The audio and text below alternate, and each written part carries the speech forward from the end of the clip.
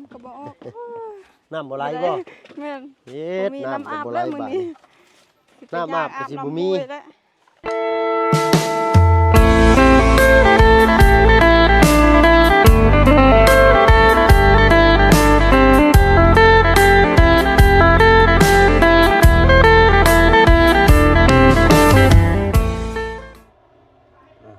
เนาะพี่น้อง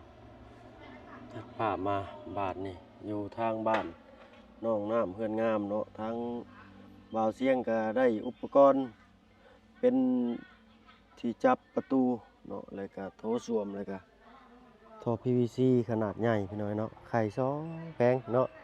จักสิแม่นเอาไปมอบให้ผู้ใดพี่น้อยเนาะ ทางบ่าวเสียงเป็นกันย่างเขาในบ้านพี่น้องเนาะเมื่อกี้นี่ทางบ่าวพึ่งก็เข้าไปสอบถามทางแม่น้องน้ำเนาะเห็นแต่พ่อกับแม่เพิ่นอยู่เฮือนก็เลยเข้าไปถามเพิ่นว่าน้องน้ำเพิ่นอยู่เฮือนบ่เนาะเพิ่นว่าทางน้องน้ำมันไปซื้อยามาให้ทางป้าเพิ่นพี่น้อยเนาะป้าที่เพิ่นที่น้องน้ำเพิ่นไปอาศัยอยู่นำไปนอนนำหั่นน่ะพี่น้องเนาะมื้อนี้ก็มาอัปเดตสถานการณ์เรื่องไฟฟ้าทางบ้านน้องน้ำอีกพี่น้อยเนาะทางบ่าวยาวเพิ่นก็ได้รับมอบหมายหน้าที่เดินเรื่องสายไฟพี่น้องเนาะแต่ก็ทางลุงจันทร์เพิ่นก็ได้ประสานงานให้ก็สร้างเพิ่นว่าหลังสงกรานต์พี่น้อยเนาะเบิกมิเตอร์ยังบ่ได้หรือว่ากองเตอร์ไฟบ้านเฮาก็เนาะและมื้อนี้ก็สิมีการบินโดรนเบิ่งมุมสูงทางช่องลุงจันทร์พี่น้อยเนาะจังได๋ก็ติดตามรับชมนำกันเนาะพี่น้องเนาะเอ้าก่อนอื่นก็กับทักทายสบายดีพ่อแม่พี่น้องเบิดสุผู้สุคนเนาะและก็หมู่เพื่อนกันเบิดสุผู้สุคนเนาะมื้อนี้ก็ยินดีต้อนรับเข้าสู่ช่องบ่าวเพิ่งเคยล่ะอีกคือเก่าพี่น้อยเนาะแล้วก็มื้อนี้สิเข้ามาแวะเวียนเข้ามาเยี่ยมมายามทั้งน้องน้ำพี่น้องเนาะเพราะว่ามื้ออื่นนี่จะมีการเดินทางกับภูมิลำเนาอีกคือเก่าคือเดิมพี่น้อยเนาะเมื่อพุ่นแหละเมื่อปีใหม่ไปเมืองลาวเฮาเมื่ออยู่บ้านที่ซองเนาะรดน้ำส่งน้ำเนาะไปขอขมาลาโทษพ่อแม่เนาะพี่น้อง เอ้าติดตามชมภาพบรรยากาศนำกันอีกพี่น้อยเนาะ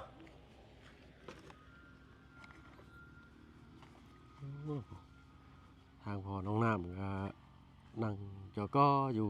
ใต้ทุนบ้านพี่น้องเอ้ยเนาะทางนี้ก็มีสนามจอดเรียบร้อยพี่น้อยเนาะใกล้แล้วพี่น้องเนาะใกล้สิได้เบิ่งมุมสูงเนาะสบายดีทางลุงจันทร์เนาะดูเนาะมาเยี่ยมมายามน้องน้ำเพิ่นเนาะน้องน้ำเพิ่นยังบ่อยู่พี่น้องก็ไปซื้อยาโยวันตลาดเนาะได้ยิน น้องเพิ่นมาก่อน ได้ยินทางแม่น้องน้ำว่าป้าเพิ่นบ่สบายเนาะ แม่นพี่น้องเนาะได้ อากาศก็เปลี่ยนแปลงพี่น้อยแต่ว่าช่วงนี้ร้อนขนาดเลยได้ นอนหลาย โอ้โตกระเตาลึเตาแห้งเตาดึก สวยสดงดงามบ่มีเปลี่ยนบ่มีแปลงพี่น้อยเนาะเหลือแต่ทำความสะอาดได้ขี้ร้ายก็เฮ็ดเอาจังได้งามก็เฮ็ดเอาคือว่าแหละพี่น้องเนาะทางอุปกรณ์ห้องน้ำก็คือว่าทางบ่าวเสียงเพิ่นคนมาเพิ่มเติมเลยเด้อ โอ้น่าสิมี โดย พอเนาะ มีแบบ PVC แล้วก็สะโครกแบบนั่งโถส้วมแบบนั่งย่องเลยเนาะ ลองเอา บ่ได้เหยียบเด้นั่งเอาเด้ตัวคอยาวเนาะแล้วก็มีไข่ แต่ว่าลาดลงเก่าเนาะ โดยแบบลาดก็คือเก่าเพราะว่าบ่มีน้ำเป็นไดอะนะก็เลยใส่ระบบออโต้บ่ได้แต่ก็มีไข่อีก2แผงพี่น้อยเนาะจักสิแม่นทางบ้านน้องน้ำหรือทางใดเนาะก็รุ่นติดตามทางบ่าวเชียงเพิ่นอีกเนาะเพิ่นถูกเข้าไปในหมู่บ้านแหละพี่น้อยเนาะทางช่องบ่าวเพิ่งนี่ก็ยังบ่เคยพาพี่พาน้องเลาะชมในบ้านบ้าว่าบ่เคยก็เลาะเลยได้เทื่อหนึงได้ลุงได้ เนาะแต่บ่ได้ถ่ายให้พี่น้องเบิ่งบ่ ถ่ายอยู่เนาะถ่ายเล็กน้อยแบบคร่าวๆไปพี่น้อยเนาะตอนนั้นก็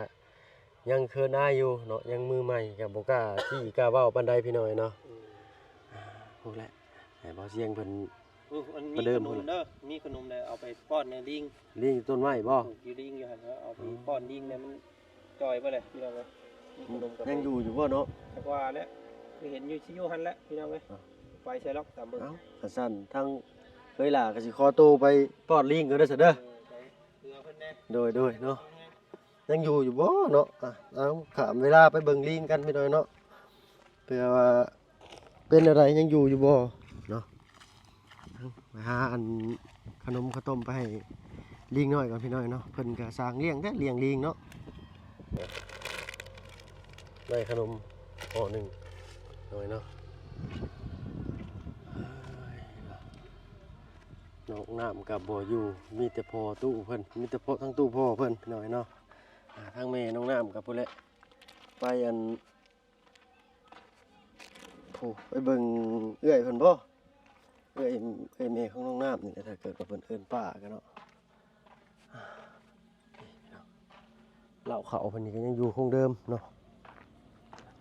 ไปพี่น้อยติดตามรับชมภาพบรรยากาศไปกันอีกเล็กน้อยพี่น้องเนาะครับอยู่จุบ่โอ้ยเห็นแต่โซติงน้องเด้งคือสิอยู่เลยแหละเนาะ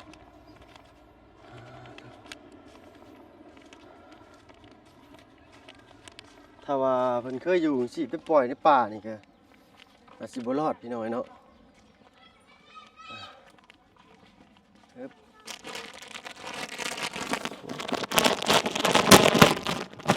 เป็นยังไงกันนะไปใส่เด้เนาะเอาไงอ่ะให้ลูกกินน้องละสุจ้าก่อนอุ้ยหัวเกียแล้วสุจ้าเดี๋ยวไหนสุจ้าซะสุจ้าตะโก้บ่เอาซะบ่เป็นยังเนาะเอาไว้กินเด้อขอบใจเด้อเอ้ยเนาะโอ้เนาะนี่แหละยิงกันได้ยิงกัดเอาดิเนาะดังใช่ไหมไม่ใช่พี่น้องเนาะ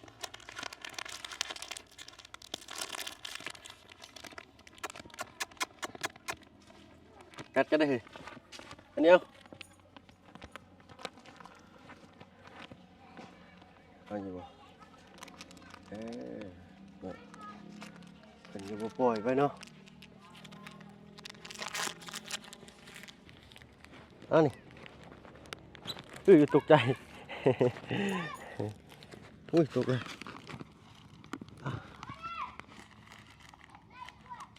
อย่ากัดกันได้เหรอเพิ่นก็บ่ปล่อยไปเนาะ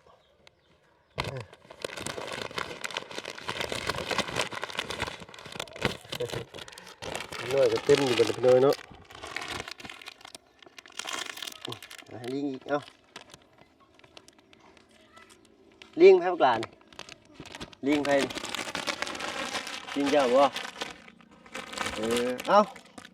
คนละอันเด้อใจเจ้าเนาะปั้นกันคนละอันทั้งกาเด้อเนาะลิงกินลายก่อนหมูพี่น้อยเนาะเอาเนาะนี่สิเป็นสิ่งของเล็กๆน้อยๆก็เล็กน้อยก็ได้ให้พี่น้อยเนาะไปเราก็ได้ไปถ่าทั้งน้องน้ำอีกคือเก่าเนาะเพราะว่าทั้งน้องน้ำเพิ่นแรงออกไปซื้อหืดซื้อยาเลยบ้านดงไปอีกพี่น้อยเนาะป่วยมันหมากสีม่วงๆกล้องโฟกัสเฮ็ดนี่บ่นี่เนาะสีม่วงเขียวๆเลยพี่น้อยเนาะม่วงๆป่วยยังดิป่วยง่าวบ่ไปพี่น้องติดตามรับชมกันอีกเล็กน้อยเนาะยังสวยสดงดงามคือเก่าเลยเนาะเวียนมาเยี่ยมมายามทางพ่อของน้องน้ำกันแล้วกันเนาะสบายดีทางตัวพ่อเนาะสบายดีโดยเนาะพอติดมาระเบิดหน่อยจังหน่อยเนาะแม่นเป็นจังไดเดี๋ยวนี้สมุสเวนนี่อยู่ดีมีแห้งอยู่เนาะแม่นอยู่ดีมีแฮงเนาะน้องน้ำเพิ่นบ่อยู่เนาะเราไปนั่นไปบ้านดงไปส่งซื้อเครื่องบ้านดงใช่ว่าแม่ไปซื้อยาอันนั้นไปซื้ออันนั้นแหละซื้อยาไปบ้านดงแล้วไปส่งหมู่โอ้ได้ยังกินข้าวแรงมื้อนี้บ่จักคือกันแหละยังบ่ทันกินข้าวแลงยังบ่ทันกินข้าวแรงแม่นบ่ได้หาเผื่อไว้บ่ยามอยากแล้วไปจังไปหาสิบ่อยากอยู่แต่บ่ยังบ่ทันได้อยากอยู่ยังบ่ทันได้อยากแม่นคือเดียวว่าหาเตรียมไว้บ่ได้หาเตรียมไว้เนาะทางนี้เนาะยามอยากเลยก็จังไปหาเลยเนาะเนาะเป็นแต่ละมื้อคือเก่านั่นแหละกินข้าวกับเตียวคือเก่าแม่นบ่ได้ไปหาปูหาปลาบ่พอกันไปหาอยู่เนี่ยอันนั้นหั่นแต่ละมื้อไปหาอยู่แต่มื้อนี้คือว่า คาเวียกนั่นแหละ โด ปลูก ย เฮือนลานชาย โดยร้านชายอันปลูกเพื่อนใหม่เนาะ แม่นปลูกเฮือนลานชาย ทั้งตู้แม่กันไปใช้ซ้ำกินนี่เนาะ ไปนั่นน่ะไปเฮือนลานชายเฮาแหละ เพิ่นเป็นพี่จังอันที่ว่าน้องน้ำออกไปซื้อยามาให้ไปทาง ไปซื้อยาให้หมู ให้ ไปน้ำหมูนั่นแหละ โดยเนาะได้ยินทั้งตู้แม่ว่าซื้อยาให้ป้าเพิ่นบ่สบาย แม่นแหละ อืม ไปซื้อยาให้ป้านั่นแหละ โดย เพื่อไปนำน้องสาวหลานชายเขาแหละหลานสาวเขาแหละ โดยเนาะ ทางลูกเอื้อยเขา ว่าได้ปลูกมันบ่ช่วงนี้ ปลูกบ่ถ้าอันนั้นถ้าเดือนสี่แหละ เดือน4จังฮอดยามปลูกเนาะ แม่นปลูกก่อนแต่บางก่อนนี่ยานมันตายคือเก่าแหละ มันบ่มีฝนเนาะ แม่น โดยแต่แถวนี้เพิ่นปลูกเบิดแล้วเนาะแถวนี้เนาะ ว่าปลูกเบิ่งเฮาปลูกมันยังตายคือเก่าแหละ อันนั้นก็ตอนนั้นจะปลูกบ่นะ แม่นน่ะปลูกมันน้องน้ำแหละ โดยเนาะสวนเจ้าของเองเบิดบ่หรือว่าอันดินเจ้าของเองบ่หรือว่าเฮ็ดของเพิ่นซื่อ ดินของน้องน้ำเอง ๆดินของน้องน้ำเอง แม่น โอ้ก็บักหลายจังตินี่สิเนาะโอ้หลายๆจังได้นี่เนาะ บ่หลายแต่เบิ่งมันหลายอยู่แต่ปัดเข้ามันบ่หลายปานใด โดยเฮ็ดข้าวก็เฮ็ดอยู่นี่บ่ แม่นบ่เข้าต่างหาก โดยเนาะ แต่คนปีนี้ได้แต่6 ล้านซื้อ คน6ล้านแล้วก็ใช้ค่านะเขาอีกก็3ล้าน แม่น ค่าเขาดุดเนาะ แม่น โอ้ดินเจ้าก็หลายเติบได้นี่เนาะ หลายเติบแต่ว่าปัดก้นมันบ่ได้ทำได้แหละสินเปลืองหมู่แน่ โดย ได้แต่6 ล้านนั่นแหละ โดยเนาะพี่น้องตะกี้ก็ตะกี้คือว่ามีแต่อยู่หน้าญี่ปุ่นเนาะดิน อยู่ในโอ้อยู่ในอยู่พูนยังมีอยู่หรอกเดี๋ยวมีคือว่าแหละมีดินเขาหั่นแหละ อืม ดินบ้านเขาอะ โดย แบบชายแดนเขาทางชายแดนเขา โดยเฮาไปอาศัยเพิ่นเฮ็ดซื่อๆบ่ แม่น บัดดินตัวนี้นี่เป็นดินของน้องน้ำเองเลยแม่นบ่ แม่น เนาะโอ้น้องน้ำเพิ่นบ่ได้บอกแต่ว่าเนาะอันนี้เนาะก็พอได้ บ่เล่า มัน ยัง เนาะ บ่ฮู้สึก รู้สึก แม่น โดยเนาะพี่น้อยเนาะเป็นจังได๋ล่ะบาดนี้เรื่องของน้ำของในนี่มีอันทางทีมงานมาแจ้งข่าวดีแล้วบ่เนาะ ยัง ยังบ่มีเลย แม่น เนาะแล้วแต่ว่าบุญวาสนาก็แล้วกันพี่น้อยเนาะทางเฮาก็เป็นกระบอกเสียงเล็กๆน้อยๆเนาะถ่ายพระถ่ายธรรมให้พี่ให้น้องป้าลุงได้เบิ่งพี่น้อยเนาะเป็นจังไดอันนอนเฮือนใหม่ฟันดีเด้อพ่อ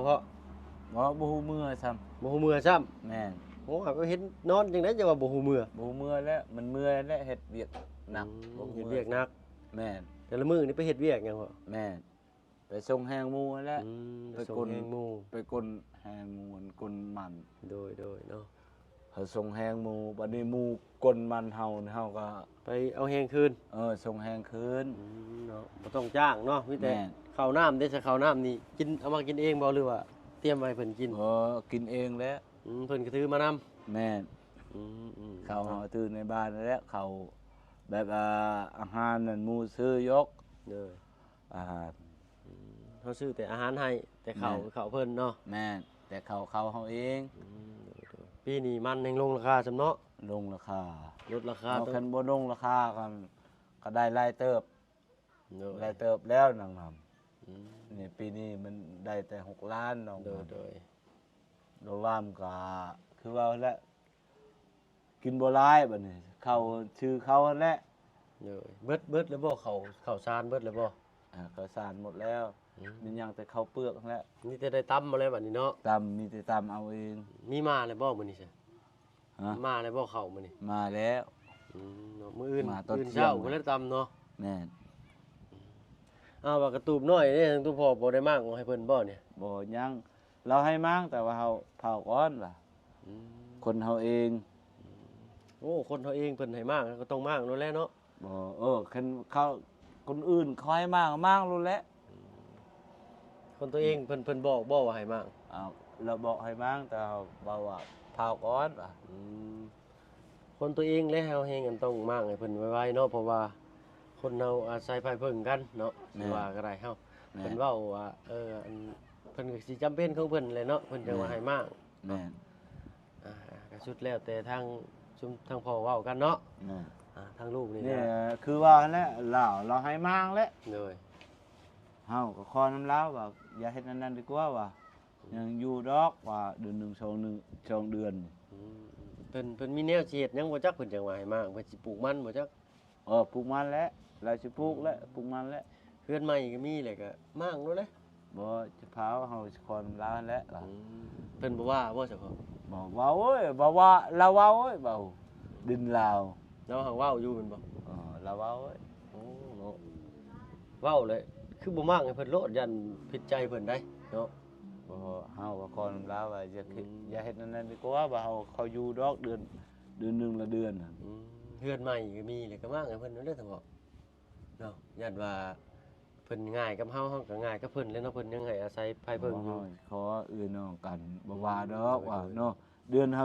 ดินเฮาอยู่นี่ยังดินลาวยังให้อยู่ อืม แล้วขายให้อยู่นี่บ่ว่าดอกว่าอาจจะอยู่ตังตูบนี่ลาวบ่ให้อยู่ เนาะเอ้าสุดแล้วแต่ทางพ่อเว้ากันเนาะ แม่น โอ้ฝนตกฝนห้ำนี่เป็นอะไรเฮือนหัวอยู่บ่ บ่ แน่นหนาดีเนาะ ดี ฮดพักคนหญ้าเลยบ่มื้อนี้น้องน้ำฮดพักคนหญ้าเลยบ่พ่อเพิ่นฮดพักเลยบ่มื้อนี้ ฮดแหละเจ้าเทื่อแล้ว โดยเนาะอันว่าฝนตกฝนหยังก็บอกน้องน้ำเพิ่นบ่ฮดปล่อยก็ได้เนาะเพราะว่ายันหากมันเน่ามันสิตายก่อนเนาะ ยันมันตายนั่นแหละบ่ฮดยันมันตายนั่นแหละ ฮดได้อยู่แต่ว่าฮดบ้ามือฮดก็ได้เนาะว่าเช้าแรงก็ได้เนาะยันว่ามันชุ่มดินน้ำมันชุ่มดินลายดิน ยัน ชุ่ มั ม น น้ำ ตาย ลาย นะ ยันมันตายนั่นแหละ เนาะเอ้าน้องน้ำบ่ฮะ แม่น เอาแล้วมาถึงบ่ได้นะ โอ้ยเนาะมาอันน่ะขออนุญาตในสำนักพอเนาะสบายดีเนาะไปอันขอไม้ขึ้นแน่นอันทั้งลูกชีอันไปอันหาน้องน้ำก่อนเนาะเนาะมากับบ่บอกกันเนาะนั่งยิ้มอยู่เอ้าน้องละสบายดีจ้ะเนาะติดไม้หมากระเบิดใส่จักบาทก่อนเนาะมาอันโทรศัพท์อ้ายอยากมืดน้องหลายเนาะมาอันมาพี่มาพี่มานั่งอยู่ทางอันต้นเสาพี่เฮาเนาะอ้าวเจ้าได้ยังกินข้าวแรงมื้อนี้ กินมี กินมี โดย ตัวเนาะอัน มาตายมายอตายคือแต่ตาย มาแต่ใช้มื้อกินนี่น้องละ ไปซื้อยา ซื้อยาให้ผู้ใดเด้เนาะ ให้อันนั้นป่าไป ป้า ส่งลูกป่าไปซื้ ป้า อยา อันที่น้องน้ำไปอาศัยนอนนำเพิ่นหั่นบ่ โดย เพิ่นเป็นหยังน้องละ เป็นไอนะ อ๋อเป็นไอซื่อๆเนาะก็ โดย บ่ได้หนักเลยเนาะ โดย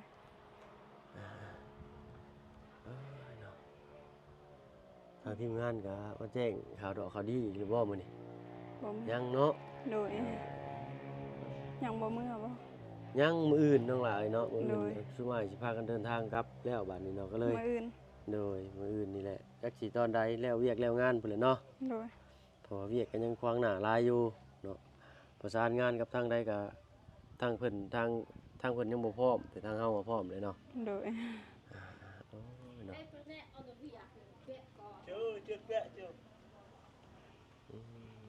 เบิดได้บ่น้องละข้าวสารจะ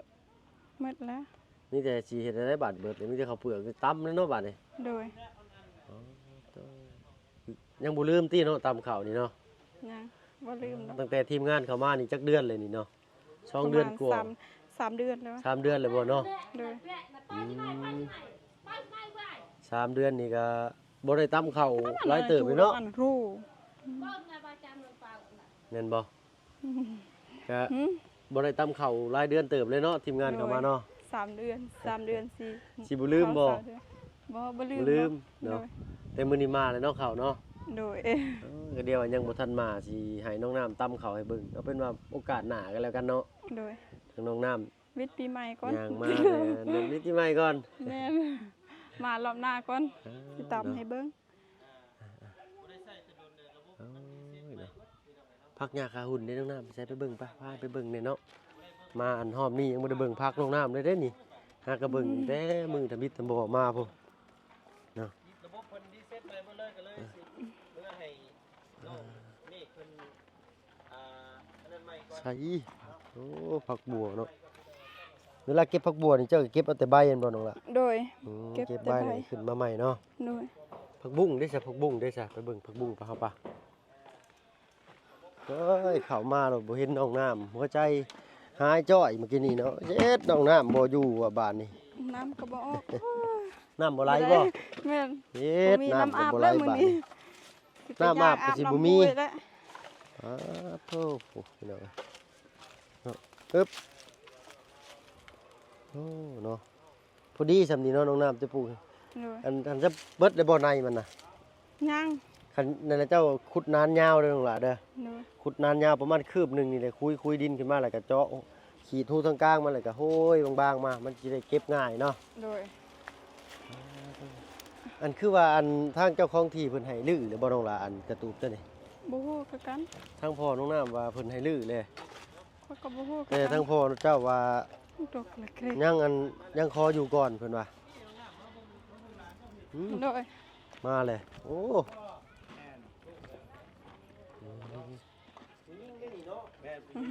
ลูกฟ้าแฝดมาใส่เด้บัดนี้เนาะประตูอยู่ในบ้านนี่เลยเนาะ สบายดี น้องน้ำเด้อเนาะโอ้ยบ่ได้เห็นหน้าเบิดมื้อนี้พี่น้องเอ้ย โดย อันนี้เป็นผู้เป็นพ่อเพิ่นเนาะสบายดีไอ้สบายดีเปล่า สวัสดีเนาะ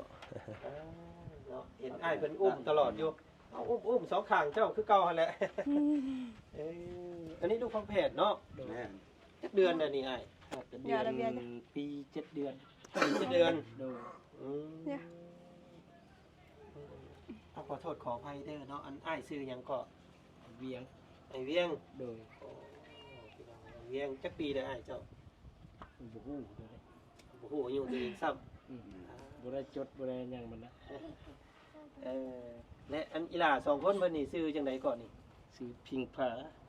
พิงผ้า พิงนิ่ง พิงผ้า พิงผ้า พิงนิ่ง พิงกับหนิง โดย ก็ละ น้อง พิง น้อง ละ พิ นี่ งกับน้องหนิง อันนี้ ก็ละ พิงอันนี้ ก็กิ พิ น ง นี่ นิ่ง น้อง อันนี้พิ พิ ง งน้องหนิงเนาะ โดย ฮู้ซ้ำพี่น้องไงเนาะบ่ได้ย่านคนได้นั่งตะเบาะอยู่เนาะ นั่งนิ่ง 4กับ7 เดือน เราเนมจ้องมาทางนี้ อื ตัวเราย่านเราพึ่งนะครับพี่น้อง เอ เนาะ เอาขออนุญาตอันนิดไมค์กันหน่อยนึงเด้อ เข้ากันสิขอตัวลำลาก่อนจ้ะเนาะพี่น้องคลิปนี้ดีใจเลยเนาะได้พบพ่อทางน้องน้ำมื้อนี้บ่เห็นมือพี่น้อยเนาะเอ้าสั้นๆทางกันเคยลาขอตัวลาก็เด้อลุงเด้อ โดยเนาะ สบายดี น้องๆเขามา สอบถาม เนาะ อ้ายเพิ่นตื่มก่อนพี่น้องเนาะอันนี้ ให้ทางลุงจันเพิ่นสอบถามทางอ้ายลูกแฝดเนาะลูกแฝดฟ้าแฝดยิงแฝดยิงเบิดเลยพี่น้อยเนาะก็เห็นแล้วแต่ด้นเลยเนาะแต่อยู่ในหันนะทางลุงจันก็เคยแจกซุงเงินชีพเพิ่นอยู่พี่น้อยเนาะแต่มื้อนี้ก็จักสิเกิดได้ขึ้นมื้อนี้เพิ่นพากันย่างลงมาพี่เนาะติดตามเบิ่งนํกันทางช่องลุงจันคือเก่าพี่น้อยเนาะสำหรับคลิปนี้ก็คือสิได้เวลาสุมมาพาควรแล้วพี่น้อยเนาะคือสิได้ลากันลงก่อนตะวินก่อนแรงเขาแรงเข่าพี่น้อยเนาะสำหรับคลิปนี้ก็ลาแล้วพี่น้องเนาะพอกันคลิปหน้าเอาเป็นว่าสำบายดีพี่น้อยเนาะ